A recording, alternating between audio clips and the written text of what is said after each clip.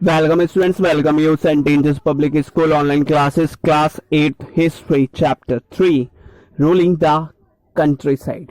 Main सबसे पहले हम इस अगर चैप्टर की बात करते हैं, न्यू चैप्टर है, इस चैप्टर में कंट्री साइड की बात करते हैं। कंट्री साइड क्या होता है? कंट्री साइड मतलब होता है जो ग्रामीण इलाका होता है या जिसे हम कह सकते हैं रूरल एरियाज, उनके रूलिंग सिस्टम के ऊपर डिस्कस करेंगे। मेन की हम देखेंगे कि जब ब्रिटिशर्स आ गए थे तब उन्होंने रूलिंग करने के लिए कौन कौन से वहां पर सिस्टम वहां पर लगाया, और इसके साथ साथ हम ये भी इसमें डिस्कस करेंगे कि जो ब्रिटिशर्स हैं उनकी इकोनॉमिक पॉलिसीज कौन कौन सी थी। इसके साथ साथ उनका वहां से रेवेन्यू सिस्टम, मतलब कि वहां से जमीन का कर लेने का सिस्टम उनका कैसा था, लैंड रेवेन्यू सिस्टम की बात करेंगे। इसके साथ साथ कई सारी सेटलमेंट्स के ऊपर भी हम क्या करेंगे, डिस्कस करेंगे कि उन्होंने कौन कौन से सेटलमेंट्स, मतलब कि कौन कौन से सिस्टम अपडेट किए वहां पर लैंड रेवेन्यू के लेने के लिए। इसके साथ साथ मेन हम इसमें ये भी डिस्कस करेंगे कि यहाँ पे शॉर्टेज ऑफ फूड, मतलब खाने की कमी कैसे होने लगी, और इसके साथ साथ मेन इन सभी चीजों की वजह से, मतलब जो ये सारे के सारे मेन सिस्टम लगाए जा रहे हैं और ये सिस्टम अच्छे नहीं थे तो उनकी वजह से कई सारे रिवॉल्ट होना शुरू हुए, तो इसके ऊपर भी हम डिस्कस करेंगे। सबसे फर्स्ट हम बात करते हैं before coming of the British to India, मतलब कि ब्रिटिशर्स के आने से पहले के टाइम के ऊपर हम डिस्कस कर रहे हैं। उस टाइम पे गांव का जो कंट्री साइड था मेन, उसी के ऊपर हम डिस्कस कर रहे हैं। वहां पे सेटलमेंट सिस्टम कैसे चलता था इसके ऊपर हम डिस्कस करते हैं।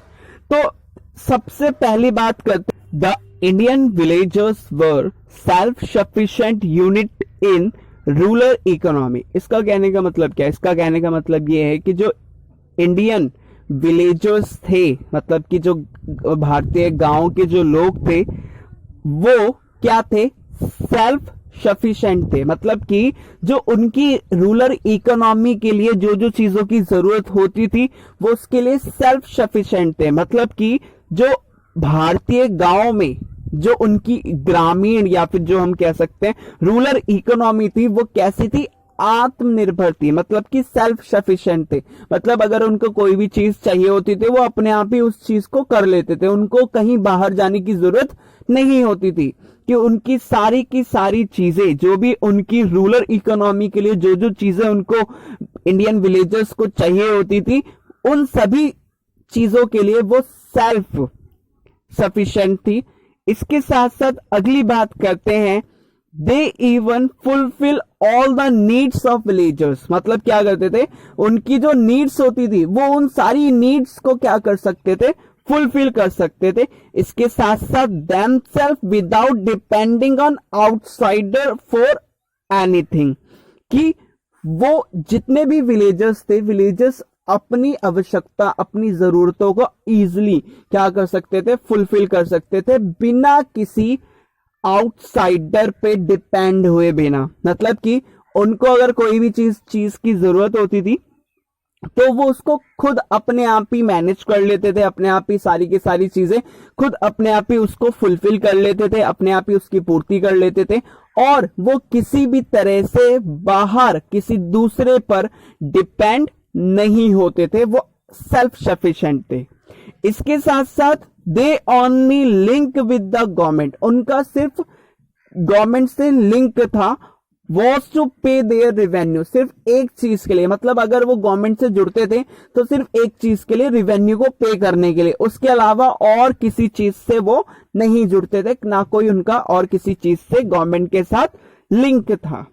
तो ये चीज हमने देखी कि before coming the British to India, कि जब ब्रिटिशर्स इंडिया में नहीं आए थे तो उस टाइम पे रूलिंग सिस्टम कैसा था, कि जो विलेजर्स होते थे वो अपनी जो भी उनकी नीड होती थी वो अपने आप ही उसको फुलफिल कर लेते थे, रूरल इकोनॉमी के लिए जो नीड्स होती थी उनको फुलफिल कर लेते थे, और इसके साथ साथ वो आउटसाइडर पे किसी भी तरह से डिपेंड नहीं होते थे। और इसके साथ साथ मेन अगर उनका गवर्नमेंट के साथ लिंक होता था तो सिर्फ किस लिए, रेवेन्यू को पे करने के लिए। तो हमें ये तो पता चल गया कि मेन जब ब्रिटिशर्स नहीं थे तो उसके पहले के टाइम पर जो इंडियंस विलेजर्स थे वो उनकी लाइफ कैसी थी, उनकी मेन चीजें कैसी थी। इसके साथ साथ लेकिन बट धीरे धीरे क्या हुआ, जो परिस्थितियां थी, सरकमस्टांसेस थे, वो चेंज हो गए। और वो चेंज कब हुए? 19th सेंचुरी में हुए। तो यही हम डिस्कस करते हैं क्या चेंजेस हुए। But the circumstances changed in the 19th century. क्या हुआ? सर्कमस्टांसेस, जो सिचुएशंस थी वो चेंज हो गई 19th सेंचुरी में। कैसे हुआ? Has hundreds of thousands of Indian labours, कम से कम हजारों और कह सकते हैं हजारों और 100, दैट मीन्स 100 और थाउजेंड्स, कई सारे इंडियन लेबर्स जो थे, भारतीय मजदूर जो थे, went to work on plantation. किसमें काम करने लगे? प्लांटेशन में काम करने लगे, मतलब कि बागानों में काम करने लगे। इसके साथ साथ इन माइंस में काम करने लगे, एंड इन रोड्स में काम करने लगे, एंड रेलवे कंस्ट्रक्शन, और रेलवे कंस्ट्रक्शन प्रोजेक्ट में काम करने लगे अराउंड द वर्ल्ड, मतलब कि दुनिया में। मतलब कि 19th सेंचुरी में क्या हुआ? 19th सेंचुरी में कई सारे इंडियन लेबर्स जो थे वो गए, किस चीज के लिए? काम करने के लिए गए। और कौन सी चीज का काम था? Like plantation, mines, road and railway construction के लिए पूरी दुनिया में गए। इसके साथ साथ आगे बात करते हैं, in India indentured labour were hired under contracts. India में क्या किया गया? मेन जो लेबर्स थे, कौन से labours? Indentured labour. Indentured labour कौन होते हैं? इनको हम कह सकते हैं जो कॉन्ट्रैक्ट बेस पे काम करने वाले लेबर्स होते हैं। तो मेन पहले के टाइम पे यही किया जाता था, लोगों को ले जाया जाता था, उनसे कहा जाता था कि हम आपको अच्छे पैसे देंगे, आपको ये काम करना है। उनको मेन जबरदस्ती उनको वहां पे ले जाने के बाद गलत उनसे बहुत मतलब स्लेव वाला काम कराया जाता था। तो हम आगे इसमें डिस्कस करेंगे। आप इतना समझिए कि इंडेंचर्ड लेबर क्या होते हैं?